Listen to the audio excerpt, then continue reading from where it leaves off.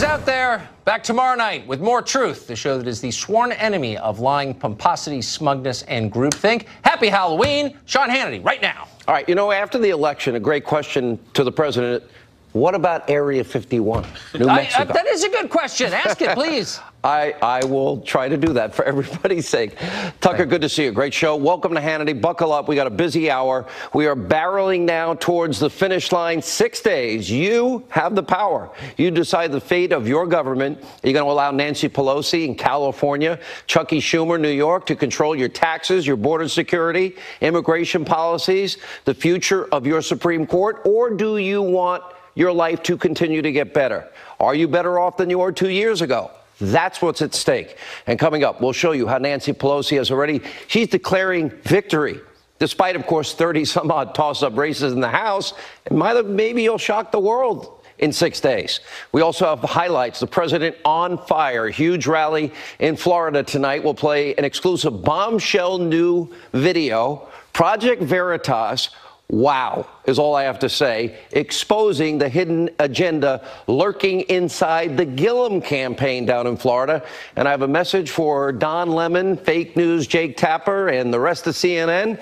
They've literally become nothing but a propaganda arm of the Democratic Party, all while masquerading as nonpartisan journalists. Also tonight, an important update from the border as we await the caravan of illegal immigrants demanding entry into our country. Sit tight. Buckle up, 6 nights to go. Time for our jam-packed breaking news opening monologue. All right, on this Halloween night, we are facing, well, a terrifying prospect. Nancy Pelosi as the new Speaker of the House. Canceled? Please don't say that. We will win. We own the ground. We're not yielding one grain of sand. And how long are the curtains that you're measuring right now? No, we're not measuring. We're just walking precincts. And if everyone votes, we'll have even a bigger victory. But we will. Democrats will carry the House. If we have a bigger victory, the Senate, governorships, it's going to be a great night for America. There's been a lot of talk lately about lowering the temperature of political discourse. Have you seen evidence of that? Well, I think when we win, you will see evidence of that. Oh, when we win, we'll be civil then. But up until then, we'll just, not tell the American people what we really want to do. Now, the president, give him a lot of credit, doing everything he can do to keep Nancy Pelosi, Chuck Schumer, and their far-left radical friends away from power. Tonight in Florida, where the president held a raucous rally for Ron DeSantis and Rick Scott. Let's take a look. Republicans want strong borders, no crime, no chaos, and no caravans. Democrats want open borders, and they want to invite caravan after caravan into our country, which brings crime upon crime. If you want high taxes and high crime, vote for the Democrats. Vote for the Democrats. Loyal citizens like you help build this country, and together we are taking back our country, returning power to you, the American people, which is true. It's been your movement. This has been your movement. Rick Scott, Ron DeSantis locked in extremely tight races. Early voting continues in Florida as we speak. But tonight, we have a new bombshell revelation in Florida's gubernatorial race. A brand new, stunning, undercover video from ProjectVeritas.com taking you inside the campaign of far-left socialist Andrew Gillum. One of his staffers caught on tape coming clean about his campaign's dirty political tricks, even using racist language to describe the people of Florida. And we'll let you watch the video, and you, of course, get to decide. Take a look. So then none of the programs that people are hoping for would happen? Basically. Well, do voters know that? I know. Do voters know that? That's not for them to know. Huh? That's not for them to know. Remember I was saying? I know exactly. Modern day fairy tales start with once I am elected. So you have the extreme right wingers, those are the Trump and the crazy Republicans. The progressives are the crazy Democrat. You're hipsters. You're hippies. Oh, you're not a progressive? Isn't Gillum a progressive? Gillum is a progressive. So Gillum is part of the crazy crazies? He's part of the crazy. But the rules in Florida But tell me about it, man. All right, this is a bad state. Okay. It's a cracker state. Okay. Okay? Ask anybody outside of here. You go Port St. Lucie, Orlando. Man, them crackers ain't gonna let us do that. No, you crazy? An effed up state, a cracker state. We reached out to Gillum's campaign for a comment on the video. They haven't got back to us. This is the most radical group of Democrats ever to seek office, and now even more evidence. Now, of course, we've been exposing Gillum on this show for weeks, highlighting what are huge ongoing ethics problems and probes involving him. Oh, actually taking bribes from an undercover FBI agent. And tonight we're learning even more about his questionable spending habits. Brand new report, Gillum, while mayor of Tallahassee, stuck Florida taxpayers with the bill for a fundraising trip to discuss his run for governor, putting an even, well, more difficult corruption cloud over his candidacy. We reached out to Gillum's campaign about that story, too, and haven't heard back. Florida, you have the choice. Get out to vote, or, let's see, a 40% increase in business taxes. By the way, I wonder if the people on the tape are going to be fired. Then, of course, Ron DeSantis, Navy JAG officer, congressman, supporter of the Trump agenda. By the way, the Florida economy is literally hanging in the balance. Andrew Gillum exposed as someone willing to say and do anything. You notice the one thing consistent about all of these tapes, they have to lie to trick you into voting for them and being somebody they are not. And you just saw it with your own eyes. And Gillum, no different from any Democrat up for election. We have seen tape after tape, week after week, of undercover videos from Project Veritas, and you see this widespread deception in all these Democratic campaigns. You got Kristen Sinema out in Arizona. Oh, she thinks that's the meth lab of democracy, and no problem if Americans join the Taliban. Then you got Claire McCaskill. She's caught on tape being a phony. One thing in public, one thing in private. Then you got Phil Bredesen. He thinks the people in Tennessee are ignorant. Heidi Heitkamp, North Dakota. They're all lying to you. Watch the tape. It's an election year for her. Yeah, she's being careful about pissing at people off. And what's funny is that she said basically, like, after the election, if and when she gets reelected, she's going to be super liberal. There's a lot of very conservative people in Arizona, and so she can't alienate the conservative or moderate conservative voters by being super she is pro-choice, she's very liberal, she's progressive. Right. But she doesn't, in this election, want to draw too much attention to being progressive. She doesn't, like, openly go out and support groups like Moms Demand Action or just, like, other groups that are, like, related to that, because that could hurt, like, her ability to get elected. I was so confused because I just can't believe that he would actually vote yes. Like, he wouldn't. But he's saying he would. It's politics. Which I don't know if that makes it worse or better. No, it makes it better, but it's still. But what's the, like, I don't understand what's to gain by saying yes. Moderate Republicans. Democrats can't run and tell you what they really believe, what they'll really do. So they're pretending to be something they're not, and they're literally acting as moderates when they're anything but, and kind of laughing at the fact that they're doing it. It's sad. One of the Democrats exposed by Project Veritas, Missouri Senator Claire McCaskill, she now finds herself feuding with her own party just days before the election after calling a state senator, Maria Chappelle Nadal, a crazy Democrat for making despicable comments about the president, well, and being assassinated. Well, the state senator fired back in a series of vulgar tweets, calling McCaskill Dixie Claire, comparing her to a slave owner, along with other words we won't repeat here, but without a doubt, that woman's comments are reprehensible. And with just 6 days until the midterms, believe it or not, McCaskill is now making an election year conversion 1 week out of the election, saying nice things about Donald Trump. She even claims to support Trump 100% when it comes to border security. This is an election day conversion. This is not truth. Actions speak louder than words. Claire McCaskill voted against the tax cuts for the people of Missouri. She voted for Obamacare. Remember, keep your doctor plan and save money? She voted against Justice Gorsuch. She voted against Justice Kavanaugh. In fact, she didn't even give the benefit of the doubt, due process, the presumption of innocence to Kavanaugh when he was facing uncorroborated, untrue, ridiculous charges of gang rape.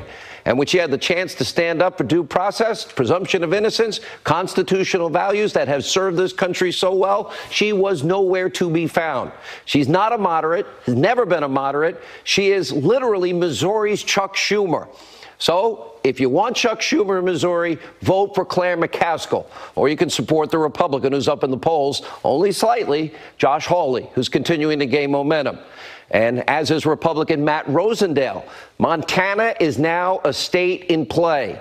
Now, by the way, he is now giving Democratic incumbent Jon Tester the fight of his life. That is a winnable race for Republicans. Why? Breaking news in that race tonight. The Libertarian candidate has dropped out and endorsed Rosendale, Tester's opponent, giving a big boost to the GOP. Montana, you now have a chance to pull off a major political upset because this race is dead even. By the way, Indiana, you may want to follow suit. Don't vote for the Libertarian. That only helps the incumbent Chuck Schumer Democrat by the name of Joe Donnelly in Indiana.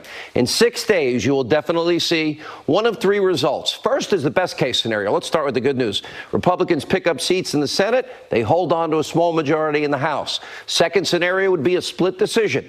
GOP holds on to power in the Senate, picks up some seats, but loses the House. And there she is. Nancy Pelosi becomes your speaker.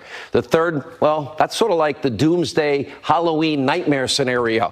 That involves Republicans losing both the House and the Senate, meaning you stayed home, you didn't get involved, and by staying home, that's a vote for Pelosi, a vote for Schumer. Or if you vote for any Democrat, House or Senate, it's pretty much the same thing.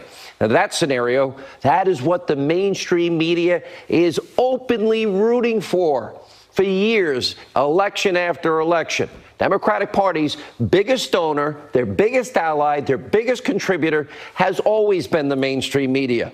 Like the Democratic Party, the media, they use deception and lies and misinformation to influence the American people. They are agenda-driven. Let's look at fake news CNN. Believe it or not, their network's motto is facts first. Nothing could be further from the truth. But 2 nights ago, Don Lemon, he hosts a show on their primetime network, actually telling his audience that the biggest terror threat in America is white men. And according to CNN, the Facts First network, white men, especially those that are conservative on the right, are scary, evil creatures. Take a look. We have to stop demonizing people and realize the biggest terror threat in this country is white men, most of them radicalized right, to the right.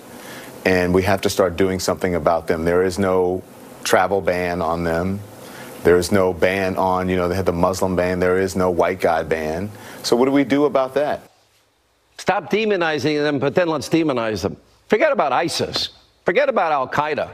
Forget about the left-wing nut job who shot up a congressional baseball field full of Republican lawmakers last year, for the person who just shot up a Republican campaign office last week, or the people sending rice into Mattis and President Trump and Ray and Gina Haspel, or the Trump family, or the steady stream of terroristic threats that we see regularly, against members of the Trump administration, or people being run out of restaurants by, with their families by these mobs that take place. You can't say mob on CNN. According to Don Lemon, CNN, Facts First, radicalized, conservative white men are the biggest threat in the country. Look, I understand we're 6 days out of an election. I met Don Lemon and actually seemed like a nice guy. I want to be clear. I don't support boycotts. I don't support firing. CNN can program any way they want to program. Don, you should apologize. Sadly, I doubt you will. Is utterly biased, anti-Trump, anti-conservative vitriol, sadly, is nothing new. Night after night, what they say facts first, well, they replace facts with fear and an unhealthy dose of identity politics. We got the tape. He has given oxygen to racists. He is clearly trying to ignite a civil war in this country. This president constantly denigrates people of color and women too. Let me not mince words here. This president traffics in racism and is fueled by bullying. What I saw was a minstrel show today, straight out of a dictator's playbook. For anyone out there, any of you attempting to defend what he did, you're an enabler. He apparently doesn't care about you or America or the dignity of the office. How many times will you look the other way? How can you look at yourselves in the mirror? How can you? Lemon's not the only CNN so-called news anchor to feature absurd anti-Trump rhetoric. Well, his holier-than-thou colleague, fake Jake Tapper, recently invited a far-left anti-Trump zealot onto his program, who promptly made this bizarre comparison, equating Trump to ISIS. Yeah, the people that cut off heads. Those people. Take a look. I think, this president, one of the things that he really launched his presidential run on is talking about Islamic radicalization. And this president has radicalized so many more people than ISIS ever did. I think the president has far more supporters who espouse an equally hateful ideology. No pushback from fake Jake. And Julie Yaffe, her name, a deranged so-called journalist that he invited on a show, literally says that Trump is worse than ISIS. And the torchbearer for the Facts First network just tosses to another guest who's rightfully looking on in horror. But then Tapper got the message and gives her a chance to clarify her remarks, her insane remarks. And as you might imagine, she offers a disingenuous apology and in one breath, it bashes Trump some more. I think I spoke in the heat of the moment. This has been a very emotional and personally painful time for me. I think I exaggerated, and I apologize for that. But the point I was trying ham-fistedly to make is that it's not a coincidence that, according to the ADL, the number of anti-Semitic attacks has jumped by nearly 60% in the first year that Donald Trump was in office. The guy that has been more friendly to the state of Israel, praised by Bibi Netanyahu, Ron Dermer, the guy that was the only president, they all made promises to make Jerusalem the capital. That guy was Donald Trump. And by the way, the guy that shot up that synagogue and committed that evil, horrific terror act of atrocities, killing innocent people, he hates Trump. Why? Because he's so pro-Israel. And CNN wonders why the president calls them fake news. And all these crowds all over the country chant, CNN sucks. Are you proud of this coverage, Jake? Is this who you want representing your Facts First network? All right, of course, Lemon, Tapper, the rest of their fake news colleagues at CNN are not the only far-left media shills of the Democratic Party. As we count down to the midterms, mainstream media's anti-Trump smear machine, which has gone on for 2 years, is in full gear. Their vitriol knows no bounds. Their hatred, their bias is literally spinning out of control, frankly, a sign of desperation that they can't handle what might happen Tuesday if all of you vote.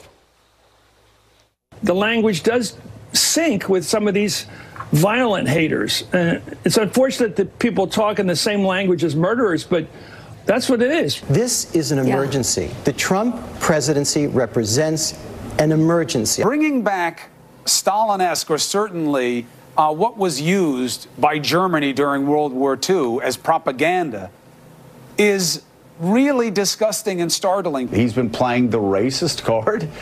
He said, I'm a nationalist. David Duke comes out the next day saying, thank you so much for finally admitting that you're a white nationalist. It lines up historically exactly with what certain countries were talking about when they were talking about gypsies and Jews. Who knew he was such a psycho? He's just an anarchist as far as I'm concerned. Saying you're not a globalist and that you're America first and a nationalist by putting America first does not equate to white nationalism. There's a huge difference, and they know better. What you see is just part of an echo of the Democratic Party playbook. Every 2 years, every 4 years, you've heard me say it. I warned before this election, racist, sexist, and it goes on and on. Now the rhetoric is so over the top, so utterly absurd, so frankly dark and evil in what they're saying, worse than ever. And I've been doing radio 30 years, started my 23rd year here at Fox, and all we see here is the media desperately wanting Republicans to lose in 6 days. And while the media is spreading hate, guess what? We have real issues to deal with in the United States. At this hour, yeah, we do have thousands of migrants continuing to march to our southern border. And while the left is framing the caravan as being made up of all good people seeking a better life, which, by the way, I believe probably 99% of them are. They live in poverty. They want the American dream, the land of opportunity, milk and honey. Well, the Mexican ambassador to the U.S., this is what he said in an interview, revealing that some of the migrants are, quote, very violent. That's what Mexico's saying. Now, in order to secure our points of entry, the president, well, he's now considering sending up to 15,000 troops to protect our borders, our rule of law, our sovereignty, and he's doing it ahead of time and telling people they will not get in illegally. And while some on the left are trying to spin this story as right-wing fear-mongering, Defense Secretary Mattis, well, he kind of set the record straight in a General Mattis kind of way. Take a look.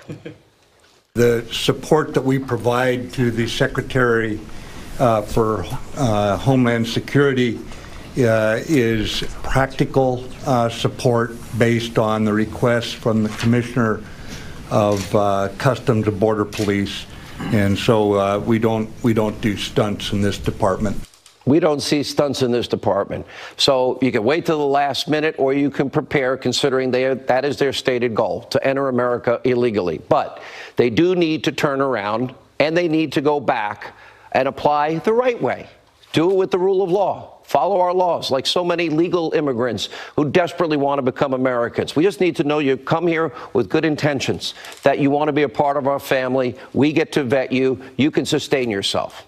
All right, a lot of news tonight. We're going to check in with 3 Senate candidates in tight races. Martha McSally, Arizona. John James in Michigan. Marsha Blackburn is taking a nice lead, but don't count anybody out. Every vote counts. Marsha Blackburn, straight ahead.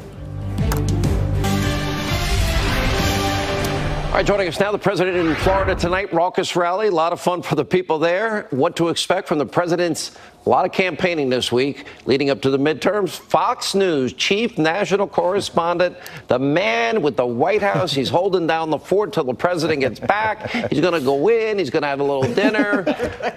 Ed Henry. I better not do that. I don't know if that's going to work. Yeah. No, it's not going to work. I'll get in trouble. The president has been vowing in recent days, Sean, that he's not leaving anything in the locker room, and he's backing that up. Out on the field tonight, as you mentioned, but also in the final 6 days, he's going to have 11 stops in 8 states. Gives you an idea of the frenetic pace, so buckle up. Florida, one of several states he'll hit twice. Missouri, Indiana are the others. All 3 states, of course, have very tight Senate races where Democratic seats could be flipped. Look at that map. It tells us the president is less focused right now on the battle for the House. Democrats may have a small edge there. Might not be a Democratic wave like they thought, but they may have the edge. He's already traveled to some of those House races earlier. Now he's all over red states that he carried in 2016, where there are either big Senate races or governor races. In the case of Florida, there's both. You have Republican Governor Rick Scott trying to unseat Democratic Senator Bill Nelson, while Republican Congressman Ron DeSantis is trying to succeed Scott as governor, running against Democrat Andrew Gillum. The president laid the stakes out and made the case at this rally. Watch.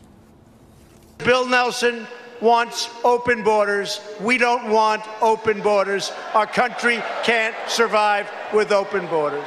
Andrew Gillum is too extreme for the people of Florida. You're not gonna take it long. And he's also weak on crime. Now, Gillum and Nelson allies are on social media tonight saying they think the president was all about fear and demagoguery at this rally. They're going to have their own big gun coming out Friday in the state of Florida. Barack Obama will be campaigning for Nelson and Gillum. Bottom line, one big reason President Trump wants to make sure that he gets both Scott and DeSantis to win is that would set the table for him, of course, in a key battleground state for 2020, Sean. All right, Ed Henry, holding down the fort at the White House tonight, serving as interim president while the president flies back. All right, joining us now with reaction, author of the number one New York Times. What do you mean stop? Why are you telling me what to say on my show? Best-selling book, Liars, Leakers, Liberals, The Case Against the Anti-Trump Conspiracy. She, of course, hosts Justice right here on the Fox News channel, Judge Jeanine Pirro. You know, stay with Florida for 1 second here. This tape by Project Veritas, you whip them up, the poor, the middle income, you have to whip them up into a frenzy in order to get them to vote.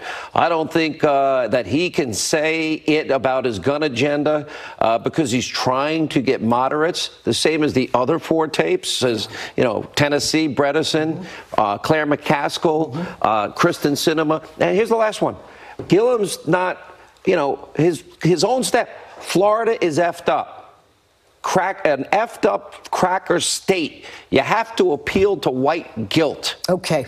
What that is, it's about Democrats lying to get back into power. They are so desperate that they'll do anything. And I want to focus on this also. This guy Gillum, who's running for governor of Florida against Ron DeSantis, who's got a record that is, you know, beyond. I mean, he has done so much for this country in the House. But this guy Gillum has run a city into the ground. It has the highest crime rate running in Florida for the last 4 years. It has the highest murder rate in the city's history. He hates law enforcement. He thinks that cops are nothing more than people who put minorities in plantation cages. This is a guy who is Did he say that? Yeah, well, he supports the Defenders Project. It is a, I think it's called the Defenders program where he ascribed to it.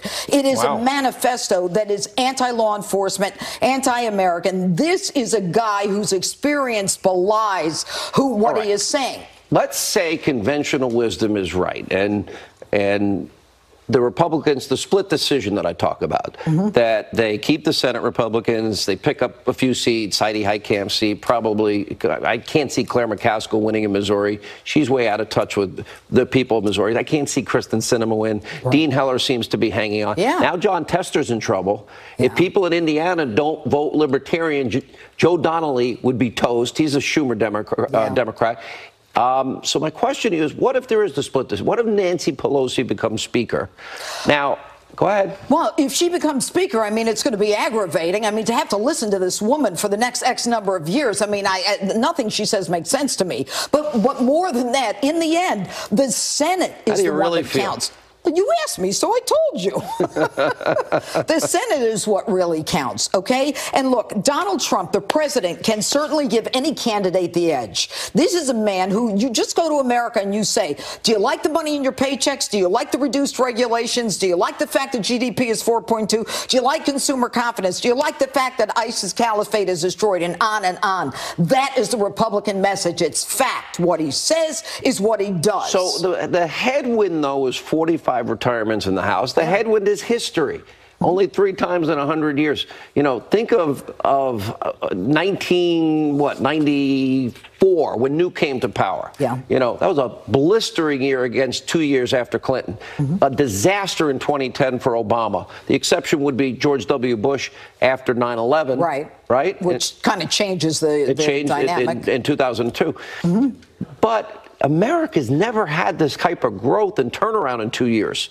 You know, that's what I don't understand. If people vote Democrat, you're voting for the radical agenda that failed for 8 years. But you see, Sean, what they have done for the past 2 years since Donald Trump became our president is they have registered these leftists to vote. They've got all kinds of new voters coming into the system now. But I think the most important thing that people can do is realize that you can't count on any polls. We couldn't count on them in 2016. No. People are afraid to say they're pro-Trump. You know it, Sean, and so do I. So they attack you. Predictions. What's going to happen? I think that we may lose the House by a couple. It certainly is not going to be a blue wave. We're going to hold the Senate, maybe get more seats, and America's going to continue to be on a roll. If it's by a couple, that means it's within reach. I know. If everybody votes. I know. Yeah. If You're right again. I'm always right. All right, when we come back, the left, Hollywood liberals, elites pulling out all the stops, all things Democrat. They're about as corrupt as the media. Tammy Bruce, Monica Crowley, straight ahead.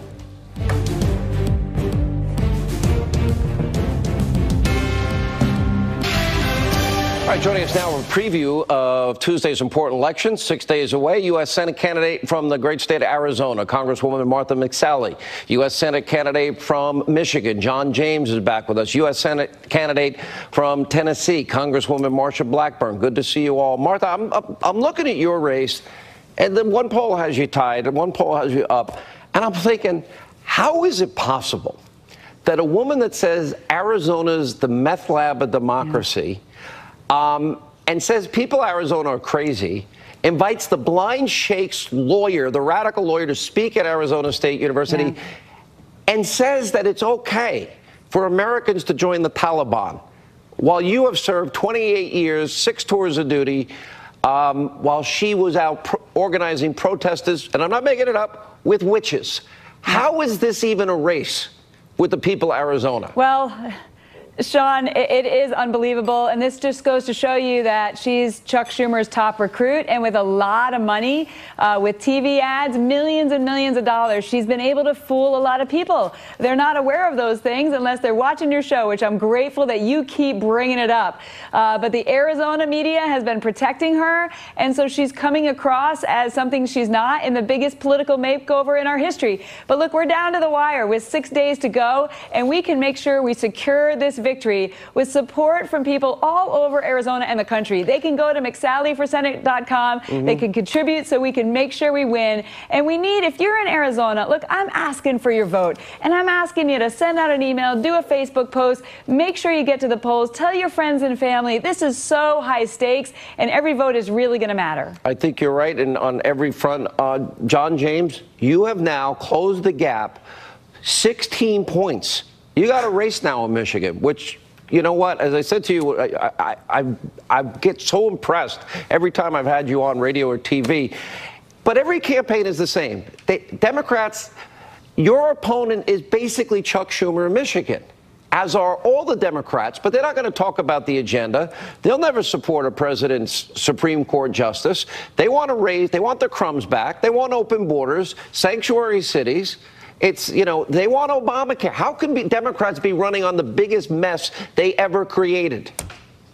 Well, Democrats have to run on identity politics because they have no identity. They have to pit Americans against each other in order to keep themselves propped up. And that's a different message than I have. I don't have a black or white message. I have a red, white, and blue message. I am a combat veteran who understands how to bring people together. I'm a business leader who understands how to grow businesses and grow economic opportunity. We have energy all over the state. And yeah, we closed the gap from 23 down to 6 down just this past Friday. We have the momentum in this race because people recognize that we can finally have experience, combat experience and business experience to lead us forward into the future. You can learn more about our race on JohnJamesForSenate.com. And the vice president came to visit just a little bit earlier this week and saw the energy that we have in this race and the momentum that we have. And the president of the United States was on the Ingram angle a couple nights ago and said that he'd be willing to come to the state. Well, Mr. President, if you're watching, please come to Michigan. We need you to help us come across the hump, and you have excellent luck on Election Day Eve. We'd love to have you back in Michigan. You are everything we want in government, with business experience, military service. Marsha, we've been friends a long time. I've watched your campaign. One thing, there's a lot, 5 Project Veritas tapes have come out. One of your tape of Governor Bredesen hiding who he really is, purposely lying to the people of Tennessee, and his staff, which it turned out being his staff, actually referring to the people of Tennessee as ignorant. I think Tennessee is one of the greatest states in this country. I happen to love Nashville and country music. So since that time, it seems like your poll numbers have gone up a lot.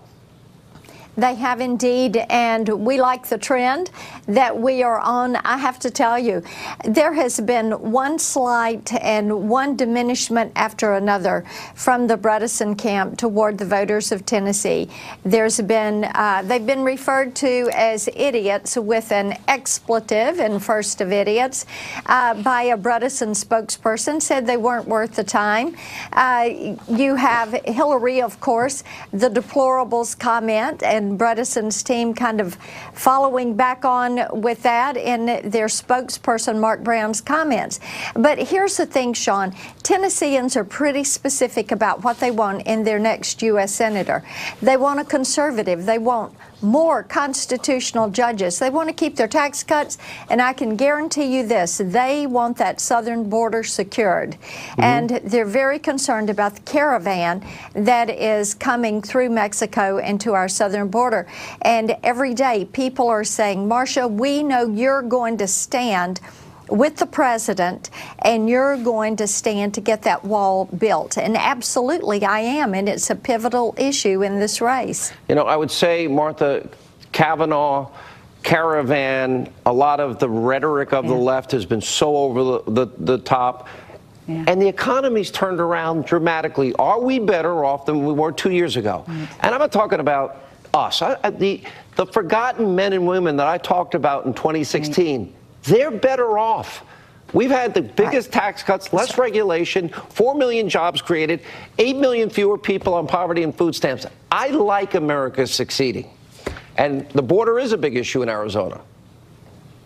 Amen, Sean. I mean, I was at a small business conference today, and the optimism is there because of the conservative policies. We're working with President Trump and cutting taxes and rolling back regulations.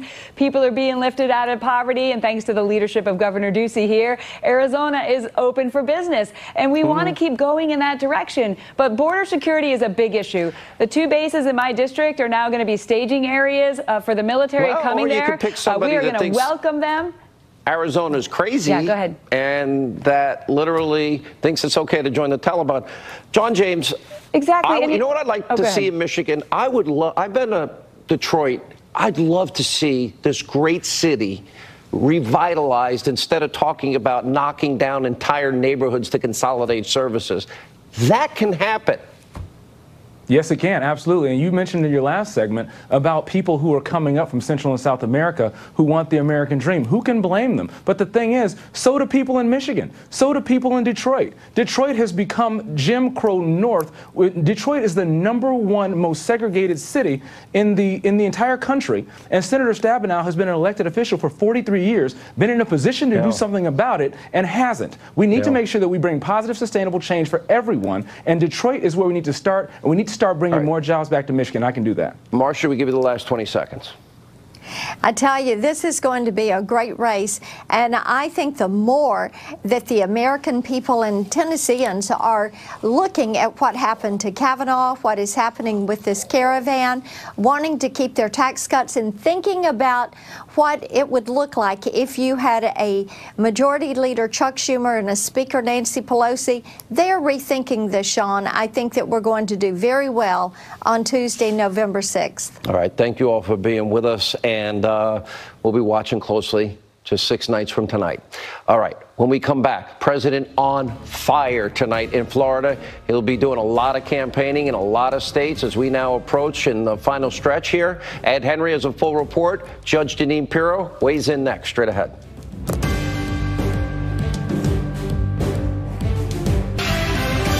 All right, Hollywood leftist elites, they're coming out strong to campaign for Democrats. Jane Fonda, Amy Schumer, set to appear on a voter telethon. Jimmy Kimmel, Mr. Well, let's just say Harvey Jr. And musician Brandon Flowers are appearing at a Vegas event for the Senate candidacy of somebody. And Oprah Winfrey is going to campaign for Georgia gubernatorial candidate Stacey Abrams. And all this, actor Cromwell, James Cromwell, is warning of, quote, blood in the streets if Democrats lose the midterms. Isn't that nice of them? Joining us now with reaction, Fox News contributor Tammy Bruce, senior fellow, London Center for Policy Research, Monica Crowley. I'll just throw it to you guys. Here we are, 6 days out.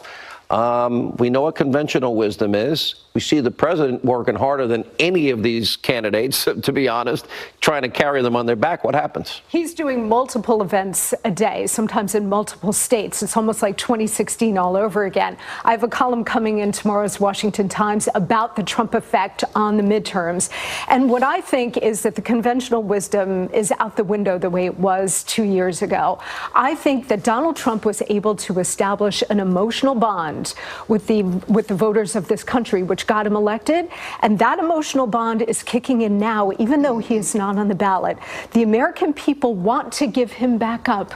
They want to protect him. They look at him as their champion, and they do not want him threatened by impeachment or a stalled agenda. Yeah. Look, I think that when you just see him at some of these rallies, and we're going to see him at so many more coming up, this is a man who he achieved what he wanted to, right? He became president, clearly now proving this is transcending him. This now he understands that he got his accomplishment, but he still works and doubles down on knowing what the country needs, what he's got to do for them. He's in a way just kind of blended in with the nature of the power of patriotism and the greatness of the country. So as he stands there, it's really, interestingly, it is about him. He is on the ballot, but he as a representation of all of us, of the nature of what Americans want. He can't bail out every stupid, dumb, boring Republican either. And he doesn't have to. And he doesn't have to. This should be inspiring. Some of these guys are just awful. What made them think they could run for office? He needs to inspire the candidates themselves. But this revolution in 2016 was despite what the Republicans were doing and despite the swamp. Let me just say one thing about Hollywood. If they had been successful in 2016, someone like Schneiderman of the New York Attorney General would probably be the Attorney General of the United States. Harvey Weinstein very well could be in the administration. The Democrats have got to realize that Hollywood and who Hollywood has supported had maintained the things that made people's lives miserable, that destroyed lives. If Hillary had won, none of that would have been exposed. And this is, so when we think about what Hollywood and their decision making, bad news. All the rules have changed under Trump. Yes. I don't care what Nate Silver has to say. He was wrong. That's right. They've been wrong in 2004. John Kerry was president. They were wrong in 2014. 9 seats were picked up in the Senate. They were wrong, way wrong. Donald Trump didn't win a state based on the exit polls day of. So Donald Trump has shattered pretty much every paradigm of what we know and expect in terms of conventional wisdom, polling, and also the accepted precepts of leadership. So the smart GOP candidates have embraced him. They brought him into their districts, into their states. They're hoping that some of his star power rubs off on them, but also they want to be connected with him because they want voters to understand they will help Trump keep this economy going. You said something before we came on, how no Trump voter that I know of is going to talk to any pollster. Yeah. Well, look, there's a point where now we don't look at pollsters as friendly. There is also a danger to speaking your mind. These are strangers that are calling you. We also have understood that, in fact, this now is really private. This is so personal to us because we've realized the impact of politics on our personal lives. Predictions. I think that we will. I've been saying this for a while, even pre-Kavanaugh. I think we can keep the House and we gain more in the Senate. Agreed. Well, we're going to retain the House. I want everyone scared but to death of everybody Pelosi. needs to get out and turn out. That's why they will vote. They've got it. They know this. More highlights from the president's raucous rally in Florida from earlier tonight.